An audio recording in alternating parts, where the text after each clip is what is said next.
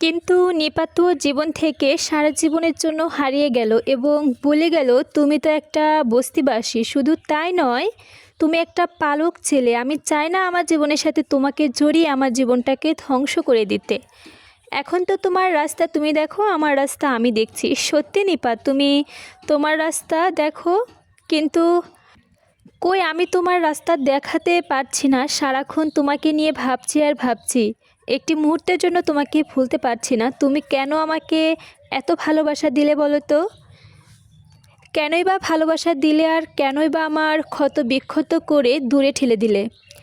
আমি তো তোমাকে ভালোবেসে কোনো পাপ করিনি। তবে আমি এইটুকু বলে রাখছি, তুমি আমাকে ভুলে গেলে ভুলে গেছো, কিন্তু আমি তোমাকে কোনোদিনও ভুলতে পারবো না, এমনকি মরার আগ পর্যন্তও না।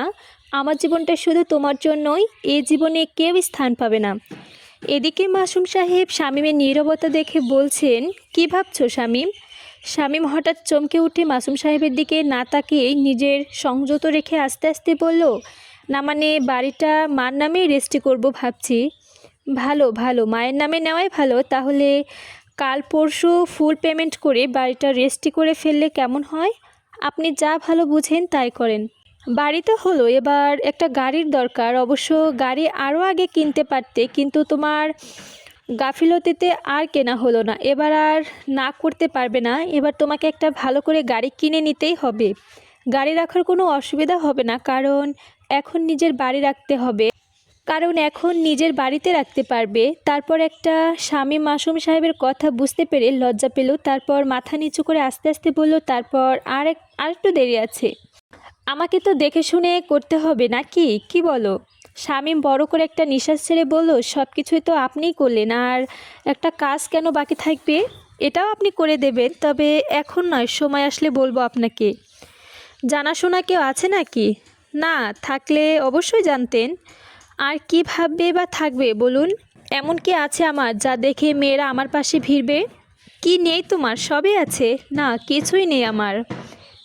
কে বলল নেই? তোমার সবই আছে। তোমার রূপ আছে, যৌবন আছে, ধন আছে, দৌলত আছে, মন আছে, সম্মান আছে। আর কি থাকতে বলো? তুমি একজন লাকি ম্যান। এ আপনার বাড়তি কথা না শামীম, না, এ আমার বাড়তি কথা নয়। যা সত্যি তাই বললাম। না হয় দেখো না, কত লোক স্টুডিওতে ঘুরে ঘুরে পায়ে জুতা ক্ষয় করে ফেলো, তাও তো উঠতে পারছে না। তুমি একটা ক্যাসেট বের করে সাথে সাথে বড় মাপের শিল্পী হয়ে গেছো। তবে দেখো, নিজেকে লুকিয়ে রেখো না, এবার নিজেকে ফ্লাস্ট করে ফেলো। হ্যাঁ, ভাবছি তাই করব, কিন্তু এত কিছুর মূলে কে বলুন তো? মাসুম সাহেব শামীমের প্রশ্নের জবাবে কপাল কুঁচকে ভাবলেন। তারপরে কোনো উত্তর না পেয়ে আশ্চর্য হয়ে বললেন, আমি কিভাবে বলবো? তুমি তো চাপা প্রকৃতির মানুষ, কাউকে কিছু বলো না। স্যার, এটা একটু বেশি বাড়াবাড়ি হচ্ছে না? মাসুম সাহেব শামীমের মুখের দিকে কথা কেড়ে নিয়ে থমকে সুরে বলে উঠলেন, এই তোমাকে না বললাম কোনো দিন আমাকে স্যার বলে ডাকবে না? শামীম মাসুমের ধমক খেয়ে থমথম করে মাথা নিচু করে বলল, ভুল হয়ে গেছে বড় ভাই, ভুল হয়ে গেছে। আর এমন হবে না কোনো দিন, ঠিক আছে? এরকম আর কোনো দিনও যেন না হয়। তাহলে এবার চলো। হ্যাঁ, তাই চলুন। কথা বলে দুজন বসা থেকে উঠল। খোদেজা বেগমের আজ মন খুশিতে ভরে আছে। অনেক মেয়ে দেখার পর শাকিলের এই একটা মাত্র মেয়ে পছন্দ হয়েছে, আর দেরি করা যায় না। মেয়ে পক্ষও রাজি, এখন শুধু হ্যাঁ বললেই হয়। এদিকে সবার পছন্দ হয়েছে, এখন শুধু শামীমের পছন্দ বাকি হয়েছে। মেয়েটাকে দেখে শামীমেরও পছন্দ হবে। পছন্দ হবে না কেন? হাজারো মেয়ের ভিতর একটা মেয়ে যেমন রূপ তেমন চেহারা, আর আচার ব্যবহারও ভালো। এখন ভালোই ভালোই শামীমের পছন্দ হয়ে গেলেই পাকাপাকি কথা বলে বিয়েটা সেরে ফেলা উচিত, আর দেরি করা ঠিক হবে না। খদিজা বেগম ড্রয়িং রুমে সোফাতে বসে টেলিভিশন ছেড়ে এইগুলো ভাবতে লাগলো। এদিকে টিভিতে কি হচ্ছে না হচ্ছে ওইদিকে ওনার কোনো খেয়ালই নেই।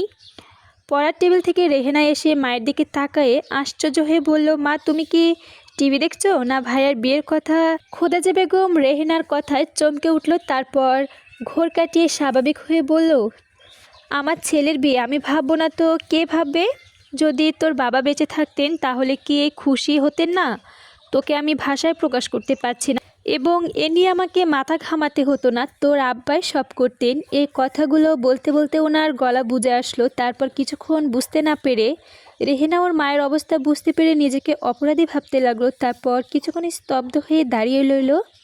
এরপর কাপা গলায় আস্তে আস্তে বলল, মা, আমি বুঝতে পারিনি তুমি আমার কথায় এত কষ্ট পাবে।